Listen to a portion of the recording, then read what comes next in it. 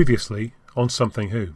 Welcome to the podcast where we take something old, a Doctor Who story from the original series, compare it with something new, one from the new series, and add something borrowed to make Something Who. Hello, I'm Richard, and we're back with Something Who podcast for our landmark episode number 100, where this time we're looking at the two stories that were number 100 in their respective runs. So, initially, we'll look at 4th Doctor story The Stones of Blood from season 16, and later we'll examine 12th Doctor adventure Under the Lake and Before the Flood from series 9. And with me to decide whether these stories are in full possession of their faculties or starting to show signs of wear, we have a great panel, starting with someone who's not been around for a while. Yes, rumours of his demise have been greatly exaggerated. It's the triumphant return of writer, raconteur and noted thespian, Paul. Hey. Hello. Did you miss me? You can dub in roars of applause. That's directed to the one person who remembers me. Oh, it's the one who sounds like David Mitchell. I knew I recognised the name from somewhere. Yes, sorry. I've been busy wasting my time treading the boards of East Kent. Yeah. Well, for your adoring public. Yes. I don't know what to say about that. Yeah, no, they loved it. It was entirely worthwhile. Yeah, I've had glowing notices. Excellent. But yeah, and still you've returned to our humble Yes. endeavour. I don't think my voice sounds any richer or deeper or more mellifluous for my time on the boards. But I won't be projecting as much tonight. If you hear me, Yeah. the decibels go too high, just give me a nod. You'll be whispering in the evening. Okay. Yes. Pat would be proud. And another of our original team is with us for the 100th. It's science and astronomy writer Giles. Hello. Yeah, you don't get rid of me so easily. 100 already. Hey, blimey. But it's more than 100, isn't it? I'm just taking his word for it. It all depends on how you count them. Yes. So, Well, quite. Every This week I doesn't- say, how do we get to that number? And Richard makes something up, and I say, all right, well, okay. Well, yeah, I mean, I've had to edit every single one of them, so I can tell you it's definitely more than 100. And finally, it's the smash hit podcast star of 2024, making his 4th appearance here this year. Oh, It's Lego modeler Rick. Oh, that's Hey. nearly 100, isn't it, by Rick your the Brick. counting system? Yeah, It's great to be back. good to have you with us. yeah, absolutely. It's Yeah. is it 4 in base 2? 100. Anyway, never mind.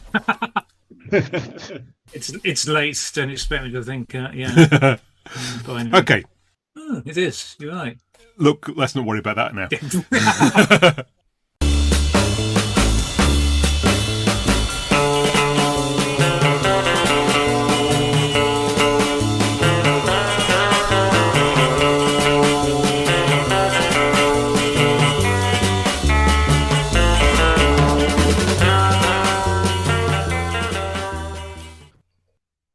I guess, was that the last of the BFI things this year? There's not going to be any more. Oh, well, Blu-rays there's a Blake 7 yeah. thing coming up in October. Yeah.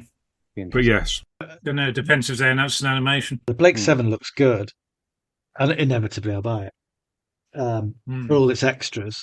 I'm slightly concerned about the updated special effects because they look so good. I don't want to be again in one of those situations where I lose the original somehow.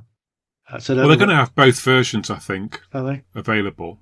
Yeah, they said that. Oh, that's good. So I saw Matt Irvin talking to, or was it Steve Roberts? Anyway, what somebody was explaining, it'd be like Doctor Who, the original would still be the default. The thing I was slightly confused about, it seems Matt Irvin's been involved, am I right, in the new special effects, and it looks like they've recorded new model effects. Yes, yes, it is. It's And not then not CGI. blended it with CG. Ah. It's probably models with CG backgrounds, I think. Right. It was slightly confusing what he said, and it being a combination of two is the only thing that would make any sense. Right. So, I mean, if nothing else, it looks like the Liberator is. He got, there's a picture of him with the Liberator on a green screen, so he's fished that out, and yeah, if you can get that at a higher resolution, that would look nice, and maybe, God, be a lot of bloody money though to replace all those shots and make it worthwhile, have more movement or whatever it would need to make it a significant improvement on the original. Although, I mean, the Liberator's the one that tends to look good, doesn't it? It's often the other spaceships. I think as the series goes on, the budget drops and you get like the pursuit ships. I seem to remember go from being proper models to just being transparencies on a slider. They're moving around across a star field. So there's plenty of room for improvement in that sort of thing. I think anyway. Never mind. And I have already got all the those. What's that bloke's name? Did the documentaries that they didn't use the DVDs? Kevin Davis. Yeah, Do. I mean, I downloaded them off YouTube years ago when he finally released them. Got fed up waiting. So, I mean, he did the first 3, didn't he? Don't know if they'll pay for him to do series 4. Yeah, I'm just wondering. And Steve Roberts pointed out that although it's advertised having a film sequence, the existing film transferred and put back in, he pointed out they'd already done that on the DVD. So it's not actually going to look completely new. It's just going to be like 2K rather than 1K resolution. So anyway, so I'm just wondering whether it's worth the money. If it was Doctor Who, obviously I'd buy it for any old tin pot lid upgrade. I'm signed up simply because I enjoyed watching Blake 7 when I was 11, 12, 13, 14. And it's probably about time I gave it another go, really. Don't tell me. You've not seen it since. Well, why don't we No. No. Don't. If I can literally do it, and then you want me there every week. Mrs. and I had a great time watching it whenever it was, 10 years ago or something. Right. So, Under the Lake Before the Flood, second half of our discussion. So this is written by Toby Whithouse and directed by Daniel O'Hara. I have to say, apologies to Daniel O'Hara, but it's not a name that I'd recalled from watching it the first time round. I watched this on the train on the way up to and on the way back from the BFI on Saturday for the Happiness Patrol screening. And I have to say, particularly Under the Lake, I just thought was really enjoyable, really good, compelling. I just wanted to know what happened. I mean, I knew what happened, but nonetheless, it felt, I don't know, it felt fun in a way that I couldn't remember Doctor Who having been for a bit. And I mean, look, Toby Whithouse, I've often said it, is one of my favourite writers in the new series. So there's certainly that going for it. But it just felt really quite compelling. And perhaps I also concluded when you see something out of context, it's not doing the same thing that it does every week. Then it's kind of easier maybe to sort of see it as something special than otherwise. So anyway, that's my preamble. Well, I say that every single time we do a new series one, especially from the Moffat years when I, as I always say, I was just taking it for granted. At the time, I thought things were a bit samey, and now looking back, I think you never had it so good. So I'll say that again. Or you could just cut it in for another episode, and I could have saved my vocal cords. Giles? Oh, well, this one, I have to say, I had no memory. Well, I didn't have no memory, but I had a completely misleading memory of everything to do with this. I think possibly brought on by the girl who died and the woman who lived. I just had remembered this as being 2 completely separate stories that just happened to have some overlap. I thought, I'd forgotten it was actually a sort of proper 2-parter. It was a lot better than I was expecting, because I didn't know what to expect. I really just blanked out this whole kind of period. I think it was just being wiped from my mind. Really? That's extreme. I watched it once. Like Tennis and K9. Just gone. How could... I wouldn't have been able to resist having a callback to that. It's only mentioning tennis in a later episode. Oh, well. I think, Giles, your description of Stones of Blood is my thoughts about this 2-parter. I find it really comfort viewing of that era. Okay. It's never that 12th Doctor Clara relationship never sat well with me at the time. I would much have preferred the Clara storyline to have ended with the Impossible Girl and the anniversary show. But maybe it's the strength of the writing again that I enjoy that partnership in this story. And overall, despite the craziness of the paradox, again, I'm sure we'll talk about that. Yeah, I find it really neatly packaged as a two-parter. It's a satisfying standalone watch if I want to dip into this series. I hate to sound like I try not to sound like an old fart of a Doctor Who fan, but I just get so frustrated by so many of the one-part stories. For everyone that works brilliantly and uses the 45 minutes in a clever, energetic way that you couldn't have done in the old days, there's one where they waste the first 5 minutes, the last 5 minutes on something completely irrelevant, and then squish the story into the 35 that's left, and everything is completely flimsy and lightweight. And even in those 35 minutes, the Doctor shunters away over everyone else, and the guest characters don't get the slightest bit of development. So yes, it annoys me at least as much as I think it's a good selling point. So yes, I'm not saying I like this because it feels like a classic Doctor Who story. I'm saying I like this because it feels like modern Who, new Who, living up to its potential. But it is amazing how the pacing in a lot of the one episode stories is like nothing. It's not like old Who. It's like not like many other 50-minute TV programs. When they get it wrong, it's wrong in a completely bizarre, unique way. Whereas the pacing here, in some of the new Who two-parters, not all of them, tends to be ones that feel a bit like this. Ones like the Impossible Planet and Second Bit, and there aren't many that are confident enough to tell a story in a single location with a single cast of characters and not do that Moffat thing of shaking it up, of making it look like of disguising a two-parter as what I thought it was. Yeah. What's another good example? I suppose the Rebel Flesh. And they don't always work. Some of them are less than the sum of their parts. It really is like feast or famine, really, sometimes, the way things are structured in New Who. But this one, considering I'd forgotten most of it, I was very pleased. It seemed to be paced just right. The mystery was eked out at just the right pace. Did get a bit of a lift in part 2. It sort of has its cake and eats it, doesn't it? It does change location, but not in the way. It doesn't just turn into a completely different story like we've just seen in. Is it the Davros one at the beginning of the series does that? Yeah. Oh no, in the previous year with the Impossible Astronaut, Yeah, or the thing in the library, from several series before. And the characters are pitched really nicely. They're believable without being overly sincere. I find them more interesting than in that Matthew Graham one that I referred to earlier. But that's because Toby Whithouse knows what he's doing, doesn't he? Best showrunner we never had. Yeah, it's true. In terms of the pacing, it's interesting because I noticed that it actually felt like it really does feel like a traditional four-parter, in that there are good, solid cliffhangers at the halfway moment. Right, I didn't bother looking for that. In both episodes. Well, it was only because I was watching it on iPlayer and happened to look at the progress bar. Makes it very easy to check, and you think, oh, that's a good twist, and lo and behold.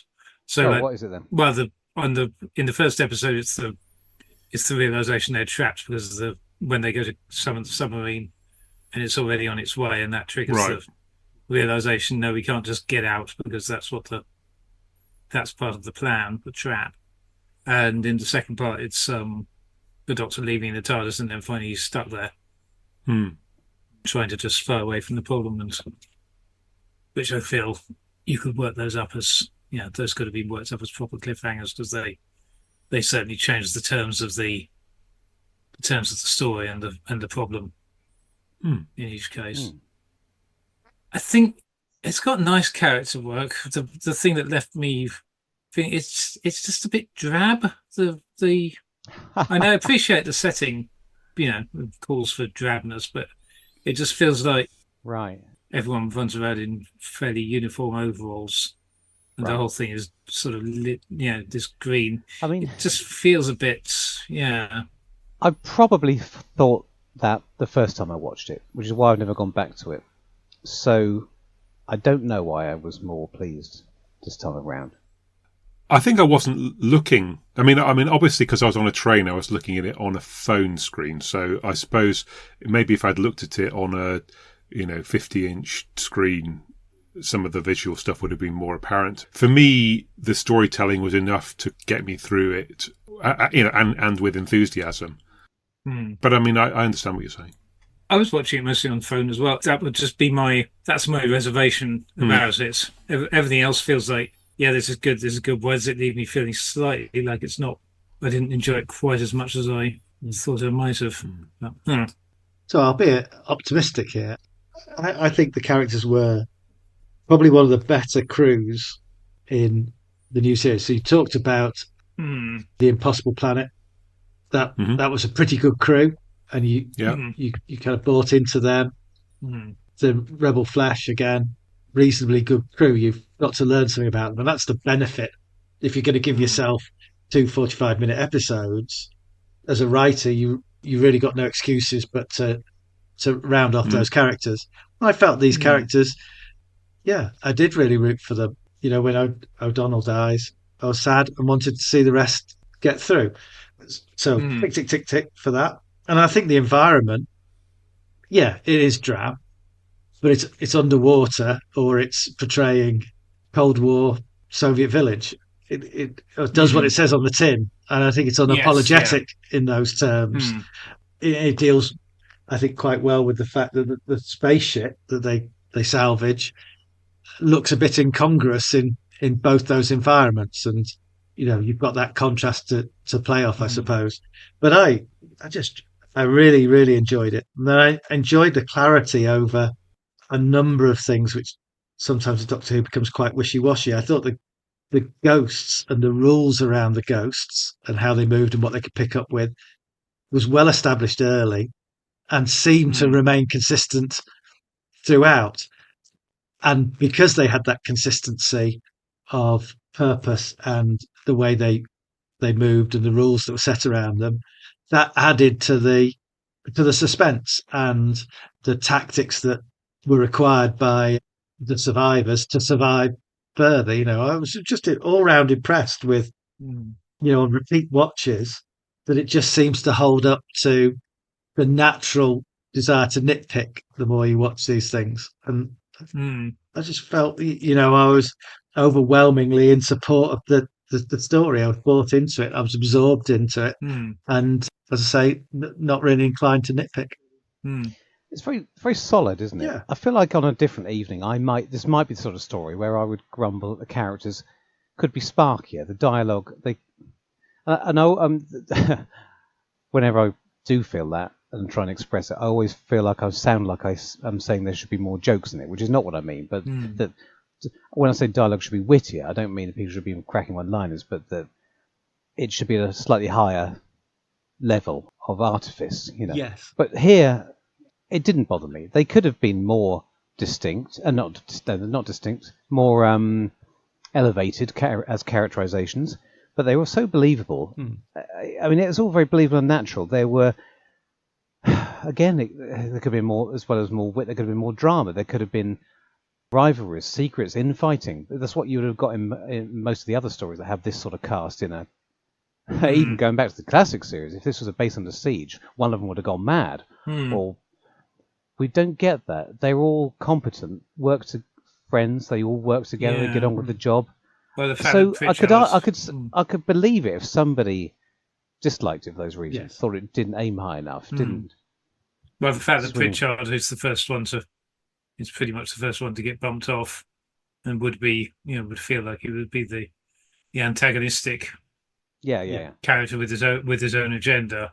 So I do like the idea that we're in the future, but there's still people know about Eunice, and that people actually know that that's very unusual. I think I'm not sure we've ever seen that sort of setup before, where it's like, they know about the Doctor, and they even have a joke about Kill the Moon, don't they? Yeah. That moon egg thing, and whatever. Yeah, that Doctor calling off a spoiler about the Ministry of War. Oh yes, yeah. But I think going back to the characterization, I think they're earnest, and the danger is they're over earnest. And once you've got rid of Pritchard, the drama is more about self-sacrifice because they love people too much to put them first in the line of danger, and that's where that dramatic tension occurs, rather than, as you say, Paul, there being a wrong 'un amongst the crew, and that makes it different. It it doesn't mean that it looks like it's a paint by numbers mystery. It actually changes the tone quite considerably, and once in a while, I think that works really well. Yeah, and it's quite clearly a deliberate choice on the part of the writer. He could have. We've seen Toby Woodhouse do, enough different things that we know he could have taken in that direction if he'd wanted to. But he decided to make not contrive extra drama and just stick. He's very disciplined, sticks to the story he's telling. Talking about that though, it does make me think. Okay, it brings out themes, and it's like he's pursuing. So he'll come at the same theme. I think especially in episode 2 where it splits up, where you've got the Doctor with his Sat's companions and Clara with hers, and you have like the same sort of. And obviously we know they're very heavily telegraphing at this point the idea that Clara's getting a bit high on her own supply, but the idea that it sort of raises these questions about, okay, who are you willing to sacrifice, and how many, and just as Bennett is looking after O'Donnell and Cass is obviously looking after Lunn, the Doctor and Clara in that same situation. The Doctor says, look, I'm motivated to do the things I'm going to do because I see Clara next on the list. So that pairing is as much reflective of the actions of the other crew rather than the Doctor and companion having some higher or different aims in the adventure. It's a very kind of a situation of solidarity almost portrayed in this story. I quite like with the writing that, I mean, it's clear, I guess, that Pritchard, the oil guy, it's his greed that leads to his death, but they don't make a big thing about capitalism. No. There's not this kind of lecture about, you're left to work that out for yourself, which sort of feels like, yeah. Go on. I was worried it was going to go too far when he made that comment about his bonus. I thought, here we go again, but luckily they just left that hanging there. Oh, and the Doctor undercuts it quite nicely, doesn't it? Yeah. I was grumbling in the first half of this about the reveal of the Ogre being mistimed by about a minute and a half.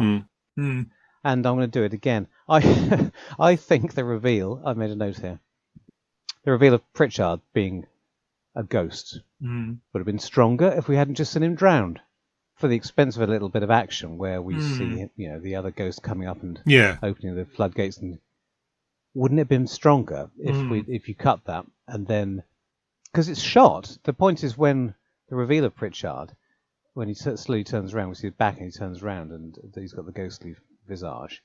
It's shot as if it's a surprise to us, and it isn't. Or at least it shouldn't be. Yeah.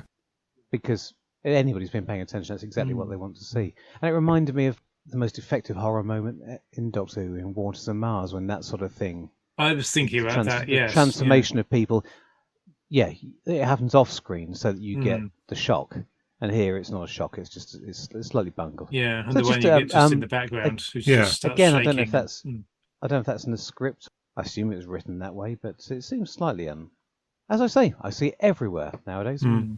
People not being quite on point with how to sell the great ideas they come up with. Yeah, because the conceit of that reveal scene is brilliant. The idea that you realise that's his body floating outside. Oh crap! Yeah, but it would be that much more powerful if we didn't. Yeah, if we weren't privy to the secret ourselves. And I think you could have, as it's the first one, or the first murder, because the first death looks like an accident. Yeah, I think you could have got away with it. Anyway, there you go. Just a slight grumble. I can't be positive all the time. I'm going to go through my points in chronological order because I always make more notes at the beginning, and then it's awkward when I don't say any of them until the end of the podcast, and I have to say, "Do you remember that bit?" The second minute in. Well, it's only taken 100 episodes, Paul. Well done. Peter Peter Capaldi says, "Hello, did you want to show us this?" in a funny voice. And I thought, did you notice that? He does. I don't mean he's trying to make it. He just does, as if he's talking to a child or something. It's quite funny. Right. He puts on a couple of funny voices. There's one near the end, isn't there, as well?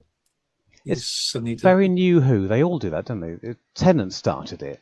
The Doctor just randomly slipping into a funny voice for a particular line just because the actor thinks it's a good idea, is inspired. And that's, for me, the only difference between new Doctors and old Doctors. The new ones do the funny voices. I think he's bottling it up all those years. Now he's given free rein to just... It's his inner poetry coming out. Funny voice, man. Yeah. Do we get an explanation for why that strange message won't translate? You mean TARDIS-wise? Yeah. No. But he doesn't say, "This is impossible. It didn't translate. This must be older than the universe," like they do in The Impossible Planet. Because there's no continuity in Doctor Who. It's woeful. Having said that, I have not nitpicked about this episode. We're nitpick. Go on then. The Dark, the Sword, the Forsaken, the Temple. I mean, it's just 3, 2, 1, isn't it? All over again. Which one's Dusty Bin? All of them.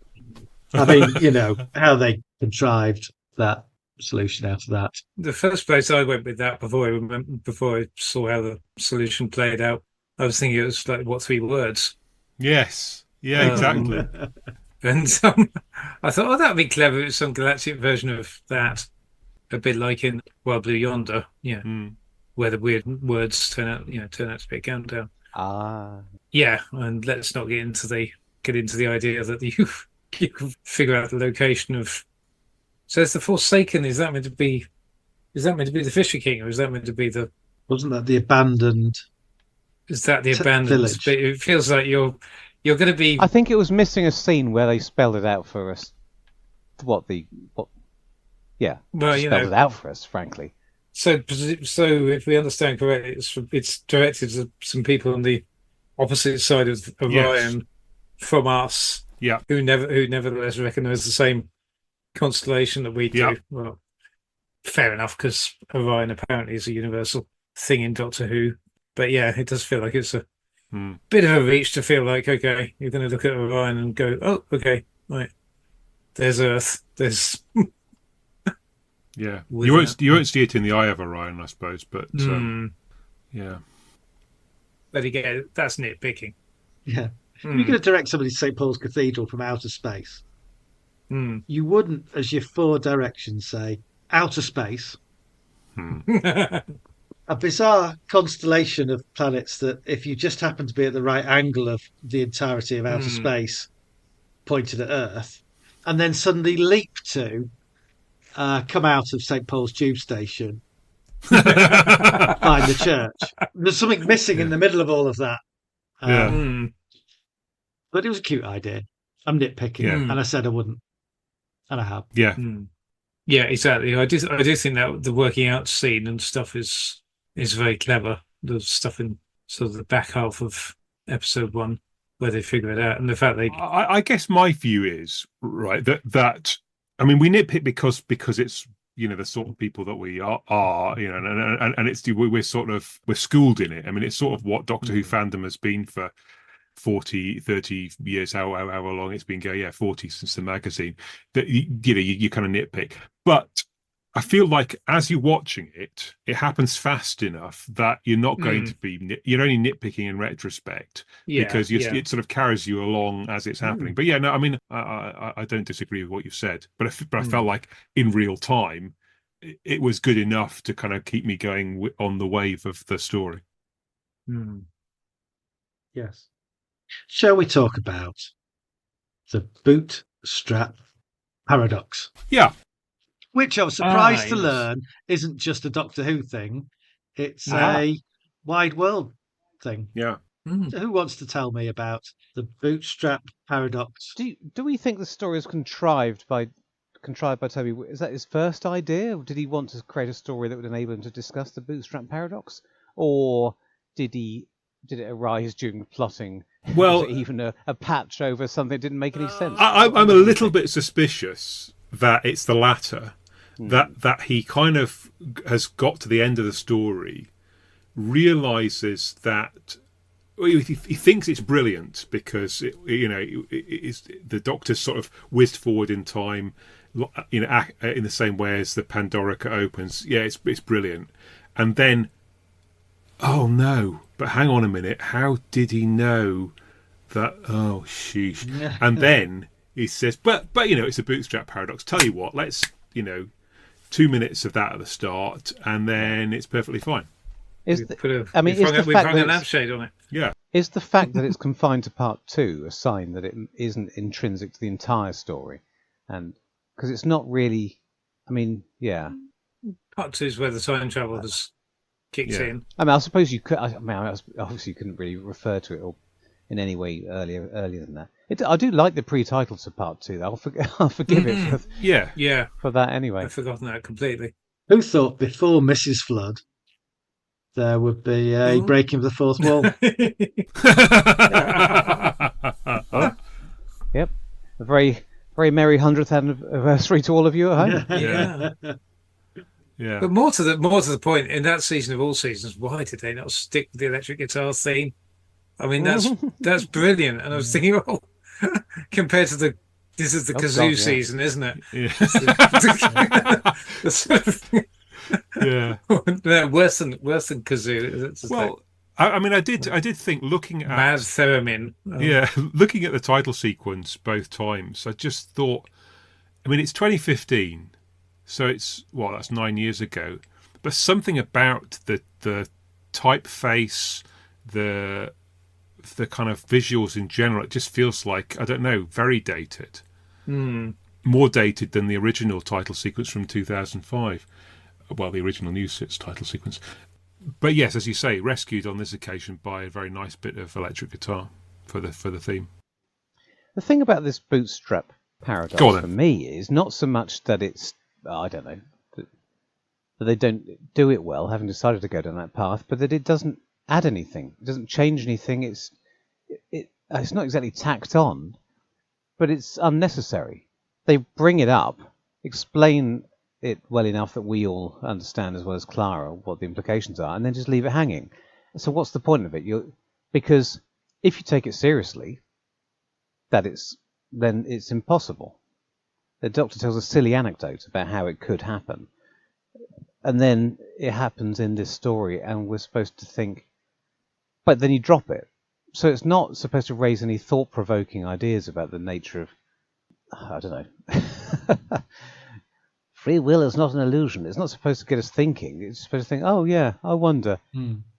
But it has no answers, and it doesn't change anything. So it's just a joke, really. A joke with no punchline. That's why I think it's a bit weird. I like my science fiction, so if suddenly a writer had brought that in, if I'd been Moffat and somebody had ended a story like that, I would have then I'd have run with it. I'd have made the next 2 or 3 stories about it. I'd have made it just like changing history because I was reminded of Father's Day, for example, when they go back in time. Just like changing history isn't just a gag in Father's Day; it's something that brings horrible creatures out of the ether to devour your planet and your dimension. So what you're saying is they haven't gone big enough. They needed to be. They needed to be the arc for the whole series. Well, it's not what this story is about. But I mean, it does remind me of some of the monks, whatever it was, the monks thing or the Doctor's blind thing. The sort of in other years, Moffat something would spark something in his mind and it carry it forward. And I think it is a missed opportunity actually, because it's not really very interesting here, but it could have been interesting. It's a vague feeling I've got. It does make me wonder the whole setup. I was thinking, with it, they don't use the phrase because it's very much an RTD thing, but it did make me think. Okay, hang on, are we looking at a fixed point in time thing and harking back to some of our earlier discussions, having listened to a few back issues while thinking about the 100th episode coming up and some of the stuff we discussed in Pompeii and stuff like that about what the origin of the fixed points in time is, and is it a case of like places where the Doctor has actually triggered. The Doctor arrives, but the Doctor is already part of the tapestry of events. That could be one type of fixed point. I think there's an argument there's more than one type. But that could work, couldn't it? Things get knotty, tangled. Yeah. While I'm on a roll. For me, the bootstrap paradox thing wasn't something that bothered me, but the thing that I didn't think really worked was the whole predestination idea, which also takes up a lot of air in part 2. The fact that the Doctor thinks he must die is unavoidable because they've seen it. So that, okay, fine. So far, so good. So far, this follows established Doctor Who time travel logic. It's like from back watching Adric crash into the Earth, well, we didn't save him, so we can't save him, all the way through to, what other examples have we got? Oh, the Angels thing, I guess, when they get rid of Amy and Rory. Once things have been seen to be done, there's no room left to undo them. Okay, fair enough. It does kind of fit with one version of time travel that's often predominant in Doctor Who. But there are plenty of examples that contradict it. The one I always bring up is A Christmas Carol, which Moffat wrote himself, where time travel is completely different from any other episode of Doctor Who, where you go back in the past and you can make multiple changes and they reflected instantly in the present with Michael Gambon. I mean, once you've got that, you can't really ever say again, well, no, it always works this way.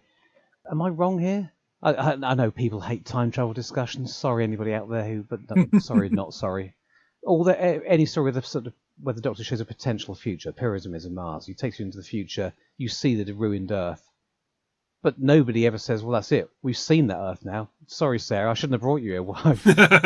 I've done fucks up. We're stuck with it. He goes back and it's still fluid. Somebody will probably tell me the difference is whether you go back or forward. But we've seen a few more, haven't we? We've seen people recreate the pyramids thing in the new series, haven't we? I can't remember. What the most recent example is. So for me, and it may be only me, the whole predestination, I have to die, it cannot be changed, just doesn't land. Not because dramatically you know that he won't die, because it's only episode 3, but just because it doesn't. We've been watching it a lot, Toby, and we know that it doesn't always work that way. So don't hang a massive plot point on it.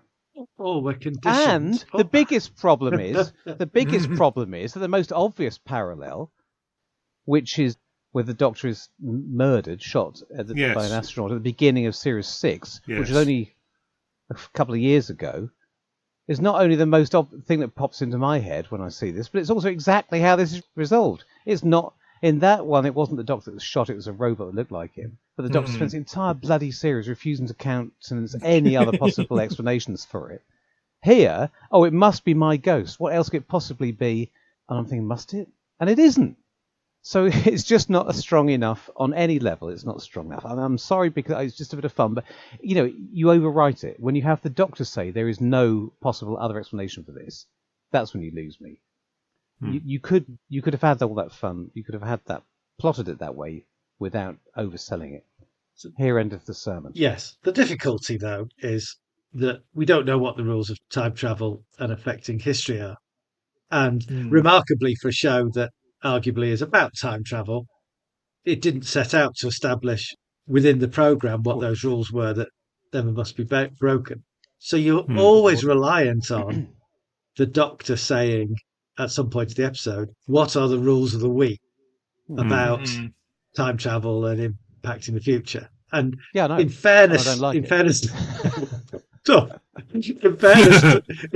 to Toby Whithouse, he gets the Doctor to clearly explain what the rules of the game today are going to be. Yes, he does. And I'm admiring for that, and I think that helps the story flow, because you're not left with something right at the end that tries to explain something away in time travel guff. And I suppose it is certainly it's certainly arguable that is enough. Indeed, and that's all you should expect of any writer on this program. And I'm sure any showrunner would say that, which is why I'm sat here and not in the big chair.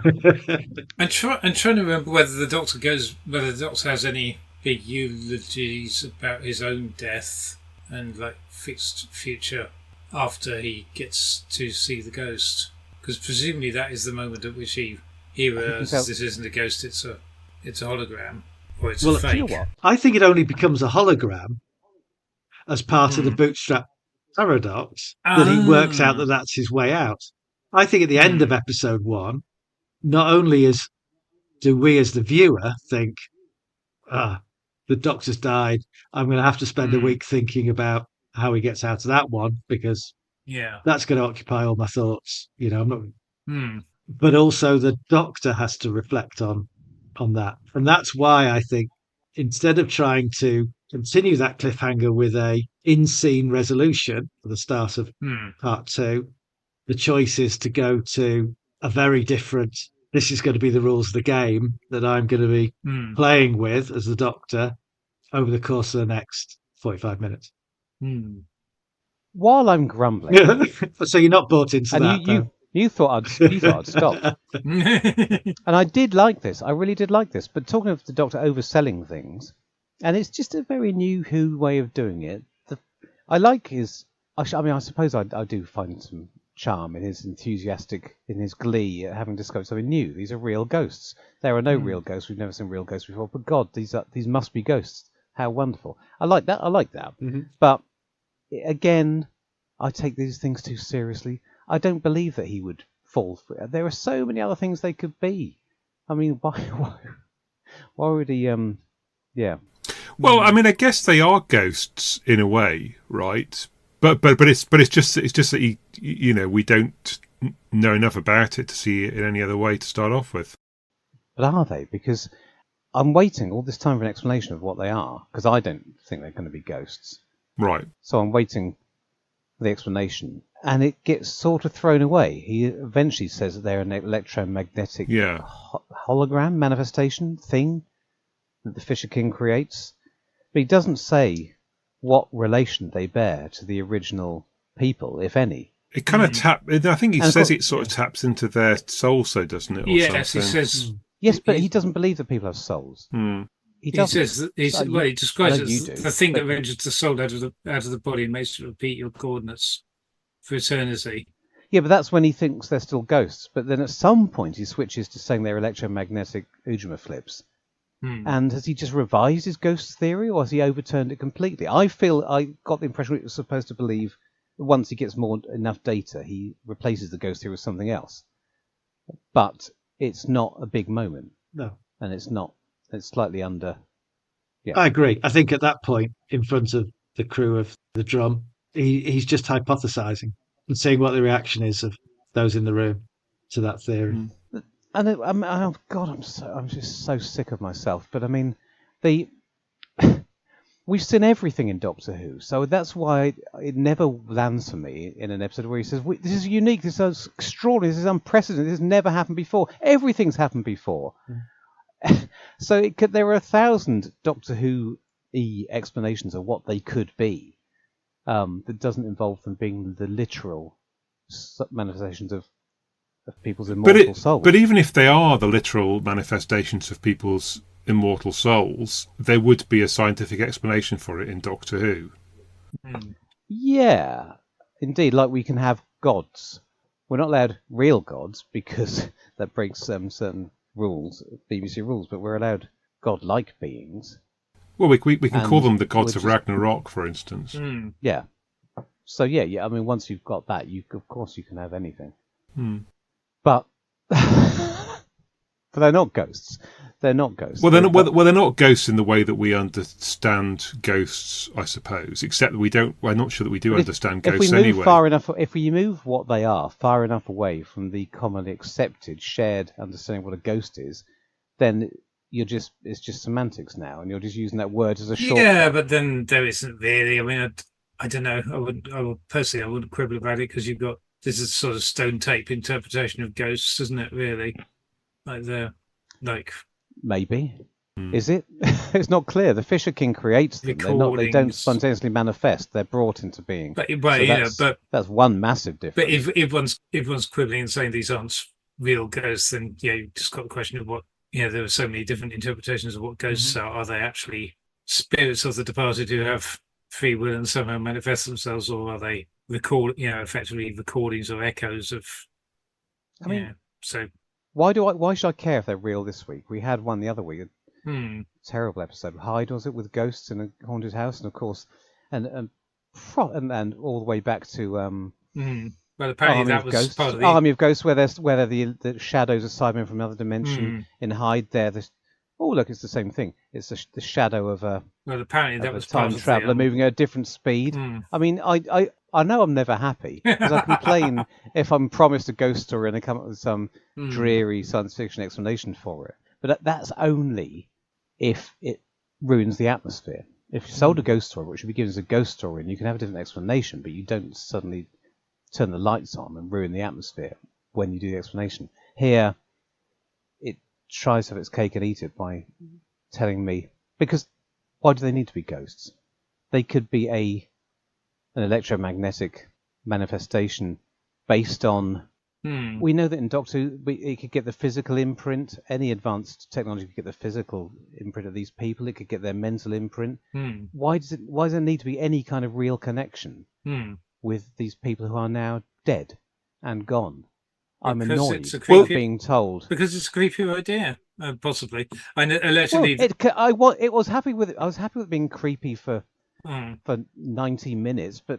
Well, I mean, perhaps it's just like he's building something out of what he's got, So he's trying to create a transmitter, and what's he got? He's got a human or a mole person or whatever. So he kind of goes and okay, I've got my transmitter now, and I've made it out of that person somehow.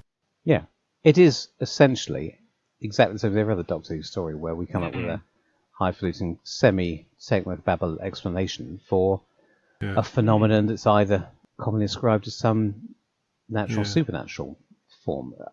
So I'm saying the bit where the Doctor says, actually, they're not ghosts, they're this, was cut, and I don't know why that was, and it shouldn't have been. Well, allegedly this had its origins, at least partly, in Moffat looking at Hyde and saying, well, why don't we do a real ghost story this season? And then talking to Toby Whithouse about it.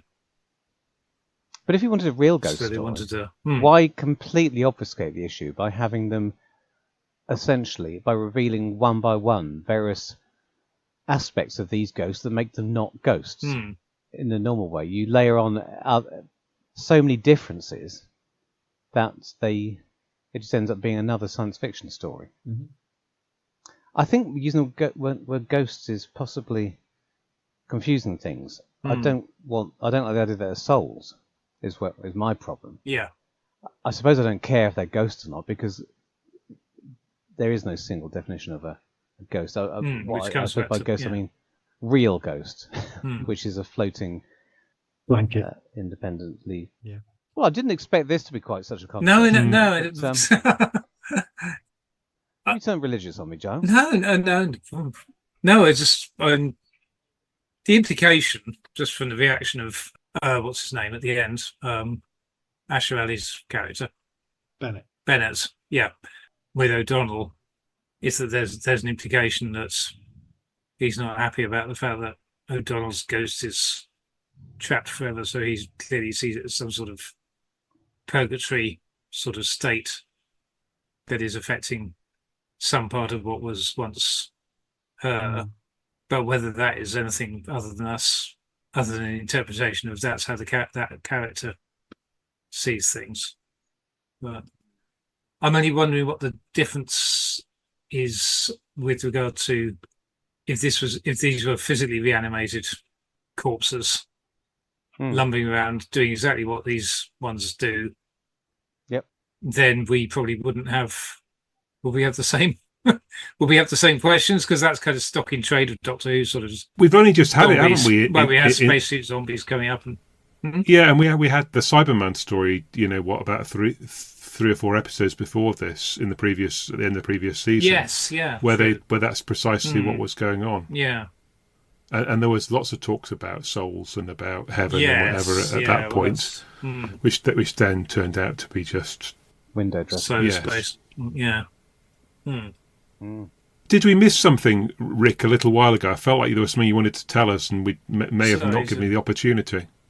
No. Okay. I'm happy listening to Okay, that's fine. whole soul search in front of the I liked the setting. I like abandoned villages. Right. I have a great collection of them personally, and what I like about them, there are various different types of abandoned village, and this incorporates elements from two of my favourite types of abandoned village. There's the village which is acquired by the military, like is it Tyneham or so, on the south coast? Yeah. And uses a training ground and becomes a spooky semi-derelict place through decades of misuse. There's the village which is lost to the creation of a reservoir. Plenty of those. Yeah. Little church steeples poking out at low tide in the reservoirs. And we have a bit of this is neither of those, but also both of them. Yes. So clearly that's an inspiration. I think good old Toby is a fellow abandoned village fan. The third type, for those who are still wondering, of abandoned village is the plague village, which disappeared in the late 1300s. Yeah. This doesn't incorporate that kind, which I can't really blame him for not coming up with three different explanations for where this is set. It's interesting because it's not a historic village, is it? Even the church, it's all fake, right? It's all. I'm afraid I'm never very good in the first few minutes of a story. So if the explanation for where this was set was early on, I slightly missed it. But it is a completely artificial village created for nuclear Cold War training, right? I mean, it could be which that they've sort of kicked everyone out and then repurposed it for that. I wasn't sure because if I'd missed a bit of dialogue that explained that it had been built for this purpose, or the fact that the location they found was modern buildings rather than they couldn't find a derelict medieval church. Maybe that was what it was scripted and they just couldn't find it. And the fact that it's next to a reservoir, next to a dam, so there's a reservoir on the other side of that dam is kind of yeah. Well, it's convenient for getting them to an underwater sea base. So we end up with a larger, shallower reservoir, don't we, into this story? I love abandoned village. Was anyone following it more closely than me and knows that it definitely was purpose-built for the... I think it was purpose-built, yes. When did they explain that? In part 2? I mean, and how not good under cross-examination. That's fine. Yeah. At the beginning of part 1, when I wasn't paying attention, what did they say anything about the village or the location of this underwater base under a lake? Caithness. Caithness, yeah. Scotland. So where it is, yeah. 2119. The bit and that starts at the second episode, Bennett says, "Why have you gone to Russia?" The doctor says, "We haven't listed in Scotland. This is the town before it flooded. The TARDIS has brought us to when the spaceship first touched down, but here and now at the height of the Cold War, the military were being trained for offensives on Soviet soil." That's, I think, as far as it goes, at least. So it looks more like the aesthetic they've gone for is more like the fake towns you get in the American West for testing nuclear weapons, as we've all just seen in Oppenheimer. Yeah. I guess the only thing I'd say is that village that you mentioned on the south coast that was abandoned, they then created a whole lot of fake buildings in it that in exactly this way. So just to confuse everything further. So anyway, look, it doesn't really matter, important. Does it? It's clearly just the inspiration, I think, yes. rather than actually being any of those things. Yeah. But maybe it's on the site of a village that was lost to the plague. Well, why not? Just let me dream. Complete the hat trick. Yes. A boy can dream. Vic, Scooby-Doo. Yes. when they capture the ghosts in the Faraday cage, it's a very Scooby-Doo routine. The only thing missing was bribing a member of the crew with a very large sandwich. And it had been complete. And I enjoyed it hugely. Bennett gets to channel his inner Shaggy, doesn't he? Yeah. Like, yoinks. I like that. But there are other things that I really liked. I mean, I'm at no position to speak about the experience of being there, but the way that they portrayed Cass being pursued through the corridors, the way they played with the sound, it's a brilliant scene. And I liked the way that they tried to visualize that. It was very much like they do in the Daredevil comic in recent times, with the kind of like the lots of tight lines trying to illustrate a kind of a radar sound type effect. Really enjoyed that. And I enjoyed the way they worked in, again, quite unusual for Doctor Who, when the TARDIS re-lands in the Soviet village, the way that they played with them all being in the same place at the same time, and the Doctor and Bennett creating that noise, which had been reflected in the scene a few before. I thought that was well worked and plotted out in terms of the show. A couple of nitpicks while we're on the Cloister Bell. Yeah. When the Cloister Bell went in Logopolis, you just thought it was a world without hope, a universe without hope. And in the new series, it tends to just bloody ring every quarter of an hour. Yes. Yeah. It has been cheap left the iron on. On the hour, on the half hour. Toast got burnt. Yes. Battle stations. I'm not sure necessarily it warranted it. And clearly a Toby Whithouse creation of the Trevolians. Yeah. I understand that there is some humour in it, but I'm not sure it warranted a second visitation as a species. But again, that's just a tiny little. Tiny God, I shouldn't admit these things, but why was he there? I've completely forgotten why he was there. He's the Undertaker. Yes. This is the thing that. Sorry, now this is the crucial point to which I was going to ask, because did it pass me by somehow? So aside from all the time travel and stuff like that, the Fisher King has he just escaped in a suspended animation thing that appears to be a coffin being taken by this. So I don't understand quite why he's been taken to Earth. Is he dead? Because there's never any moment at which he appears.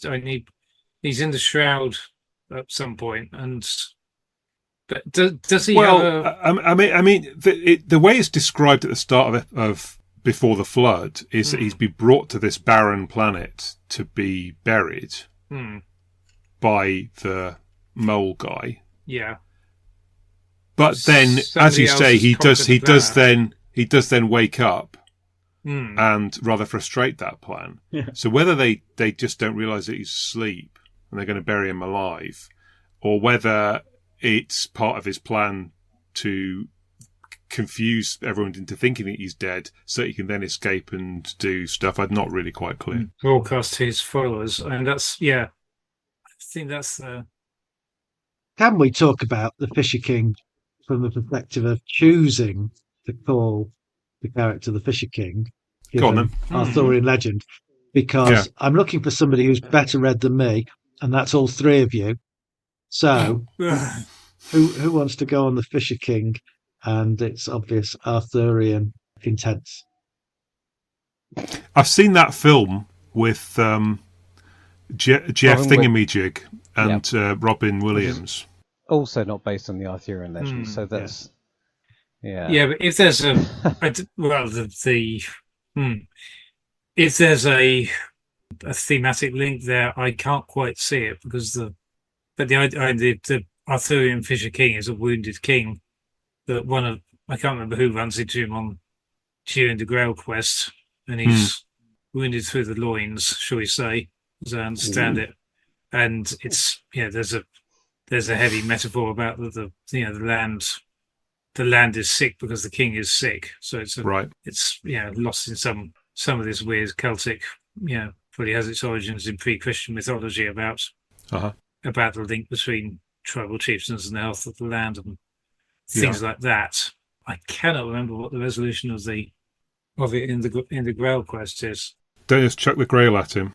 Oh, yeah. So as he guards the Holy Grail, is the chap at the end of the third Indiana Jones film supposed to be a Fisher King? Because he's not referred to as such, but no. Yeah, so he is the guardian of the Grail. It's an odd choice of name if you're not going to follow it through, obviously. Yeah. And I don't feel like there's anything to do with it. I could understand it if you had the metaphor of like a sickened land or anything like that, or a planet that was. But I don't see any. Yeah, if there was something, it must have passed me by. It seems his name comes from the fact that because he is wounded and unable to walk or ride a horse, he whiles away his time fishing while he awaits the chosen one who can heal him. So our Fisher King here is waiting in a very general sense, but not apparently wounded or out of action, just suspended animation. Well, I mean, but the thing is that he's in theory he's waiting, but he's actually only in the suspended animation chamber. In fact, is he ever in the? He isn't, is he? Because he's outside it. It's the Doctor who ends up being in the suspended animation chamber. Mm-hmm. Is he in it when the ship arrives on Earth? Yes. Right.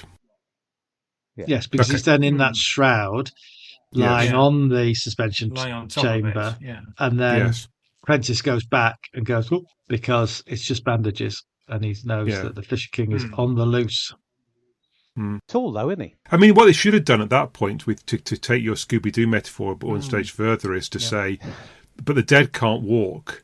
And then you should have said, well, I know that, and you know that, but does he know that? But obviously he didn't go for that. He gets unmasked and he's Pritchard, and nobody saw that coming. A nice voice performance by Peter Serafinovich there. I think, Yes, and we think he's in the same vein as Gabriel Wolfe, and he's great. Yeah. At first, I was thinking, is it Gabriel Wolfe? And I was thinking, was he played by the bloke who does Darth Vader nowadays? He's about 7 foot tall. I have a feeling the guy who played him died recently. Am I imagining that? Oh, I could be. Let me check that. No, he died in 2017. About Neil Fingleton, tallest man in the European Union, 7 foot, 7'7.5" inches. Yeah, he was only 37 when he died. That put it down on things. It's an elegant solution, I suppose, that the Doctor has used the opportunity of being in the same place a second time to go off and do something else and to set the trap to blow up the dam and so on. So all the stuff that you know about the future has been caused by the Doctor, and also he's then ended up in the suspended chamber, and that pops him out, so he doesn't have to be in the TARDIS.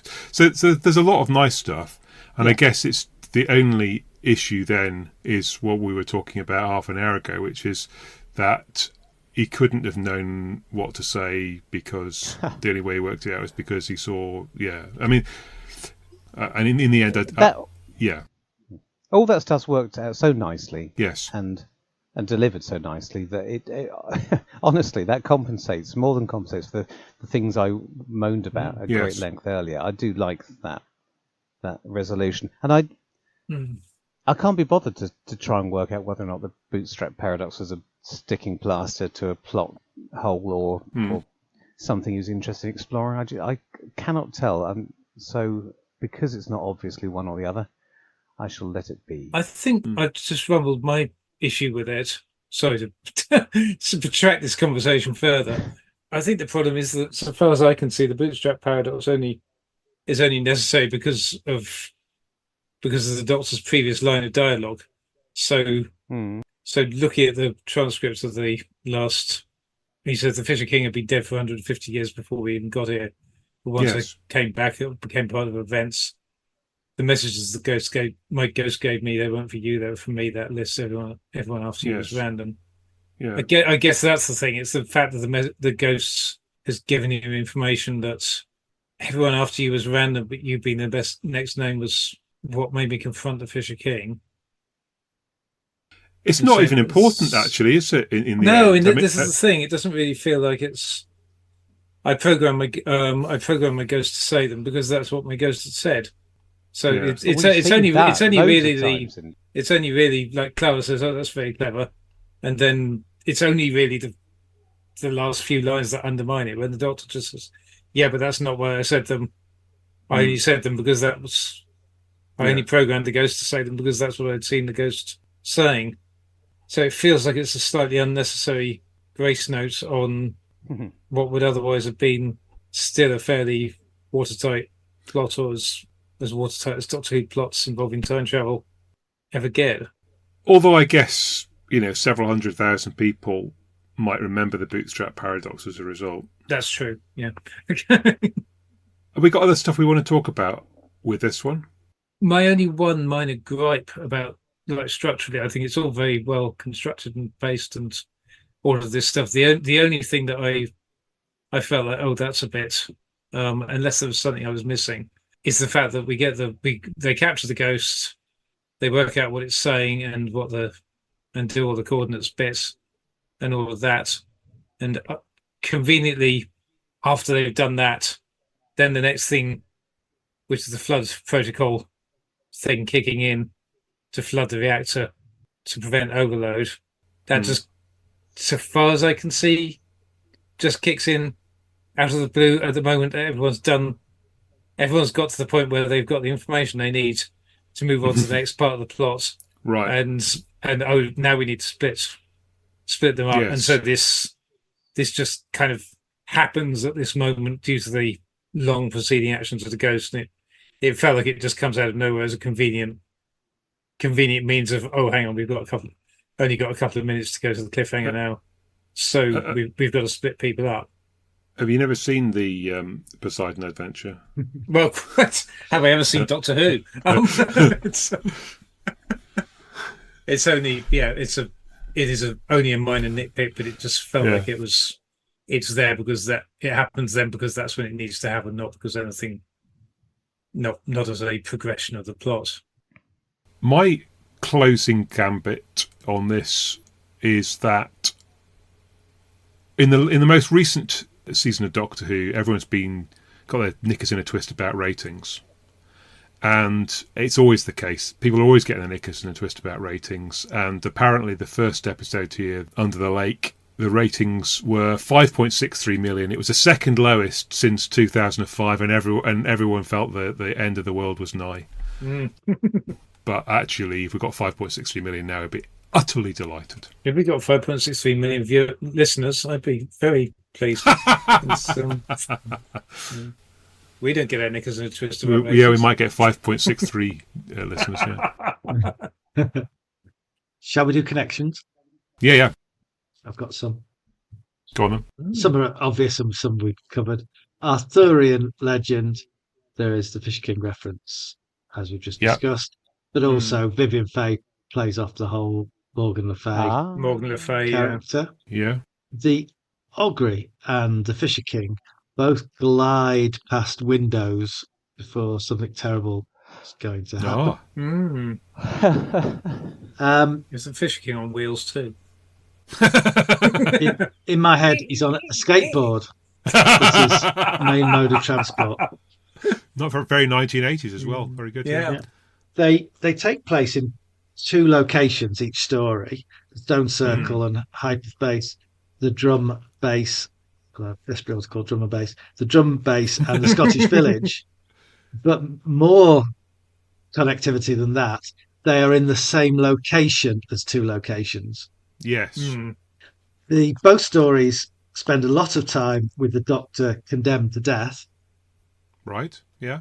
Mm-hmm. Good point. This is a slightly random one, but I think both have struggle with time of day. It's a plot point in Under the Flood, Beyond the Lake, whatever that's called. Yeah. Still can't remember the title. Because they switch it on and off in the base. I don't know whether it's because it was filmed on video or what, but I can never quite work out what time of day it is in Stones of Blood. Sometimes it's twilight, sometimes it's night, sometimes it's day, and night doesn't seem to follow day. Two companions of the Doctor delight in danger. Clara is really full on, right at the off about, can't we do something that involves death and terror and awfulness to start? And Amelia seems to claim she's very excited by things at an unfortunate point when people are actually dying, and both the Doctors get their opportunities to be comedic. Right. We talked about the Fourth Doctor and some of his gags. All the Rage in Trenton, New Jersey was one I didn't mention from Stones of Blood. And there's the 12 has that cue cards scene. Which I find that funny. I know it kicks into something that Paul has a bug, in particular, isn't that keen on in the whole "she's my carer" thing in the previous series. But it's a funny moment in itself. Yeah, it was all right here. It's trying. Quite nicely done. Those are my connections. Oh, hi. Yes, you. Blimey. Yeah, I mean, I guess you could add to that. I mean, I think yours is more elegant, but a sort of an alien craft where you're not expecting one. It sort of starts off the story in Under the Lake, but then we get it halfway through Stones of Blood. A figure who's been around for a long time. I mean, in the end, the Fisher King has been dead for a long time, and Vivian has been alive for a long time. But they're both sort of haunting that particular story. And we've got a sort of quasi-religious site in the Stone Circle and then the church, which is unclear whether it's a genuine church or just a mocked-up Russian Orthodox church or what it is. Supernatural events that's, well, possibly controversial, but supernatural events that turn out not to be. Yeah. In both. And neither story features a birthday cake. Do you know what? On the basis of the birthday thing, when we started talking about this episode, Stones of Blood, had that in mind as being the 100th story and the 50th anniversary. And then it was paired with Before the Flood. I genuinely thought, Richard, you'd pick this as the pairing because Stones of Blood rhymed with Before the Flood. Didn't? Yeah. Yep. You've got to have a system. You've got to have a system. Yeah. And I assumed because earlier in the year we'd done Planet of the Ood, that was the that was all the other rhyming ones out of the question. Yeah. Oh, blimey. Yeah. So some people might say, hang on a minute, this isn't the 100th episode of the new series, and that would be correct. It isn't the 100th episode, but it is, we believe, the 100th story. So Crimson Horror is the 100th episode, I believe. Yes. So if you stick together all the things that are two-parters, then as a single story, then the 100th is this one. So I checked it twice. Thank you. And well, I'm sorry to be a pedant, but are you counting Utopia as its own story? Indeed. Thank God for that. We are, because otherwise we do campaign on. Yeah. Yeah, the production team tried to tell us it was a 3-parter at the end of the series, and bullshit. Yeah. Basically, I'm glad if it wasn't that, we'd have landed on The Girl Who Died, and we only did that fairly recently, so that would have been a bust. Terrific. So yeah, anybody else got anything else? I mean, at 12:30, who'd want to, but just checking. No. In which case, we've reached the end of our 100th episode. So thanks for listening to Something Who. And if you've enjoyed this episode, please would you subscribe, rate and review our podcast. I mean, look, everybody says that. And I'm going to be honest with you. I mean, I've only done it with a few other podcasts. So, it's not necessarily a thing that's all that easy to do or that, But if you're moved, I suppose, either this time or any other time by... Bitches, stop digging the hole. By what we've done, then, look, perhaps you can. But more than that, if you just tell us, if you just let us know when you enjoy an episode, that is as much fun as anything for us. Because that then we know, so all that monkeying about with rating and reviewing, that tells everybody. But if you just tell us that you enjoyed it, that it will inspire us to make more. So please do that. And as a reward for that, then you can go back to our feed and listen to a whole load more if that is indeed a reward, because we got plenty and they're not going away. So yeah, it being more than 5 years now since the first one, you might have forgotten what that one was like. Good. Blimey. Yeah. So yeah, if you like Something Who, please tell your friends, your family, your colleagues, your neighbours, and maybe 100 others. And if you hate us, please don't tell us so. We aim to make new Something Who recordings about once a month, but it's just a fun thing that we do in our spare time. So if it doesn't happen, then please be patient with us. We'll be back soon with more thoughts on Doctor Who, old and new. But look, thanks Rick, thanks Paul, thanks Giles for sharing your thoughts on these two, and for joining me for a nice chat of an evening after work. Yeah, looking forward to having another chat sometime soon. Fantastic. Yeah, thank you. Enjoyed it. Bye. Toodles. Bye. Cheerio.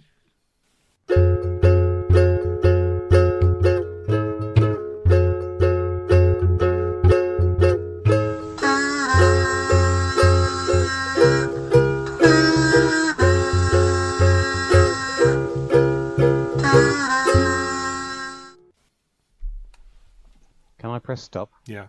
Yeah. I mean, please do, because I'll just keep talking, and that's a disaster zone. These outros aren't getting any less diffident, are they?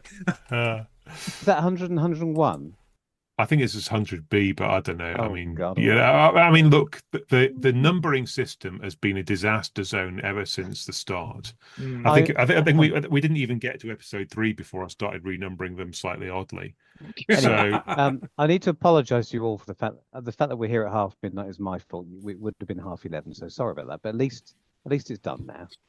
Well, I mean, the thing is that with the Celestial Toy Maker, it was midnight before we'd even finished the first half, I think. Oh God, or something like that. It was we started at 9:30, I think, but then we whittled on about the new series for at least half an hour. I think we had some problematic. I think we had some connection problems. Yeah. So anyway, yeah.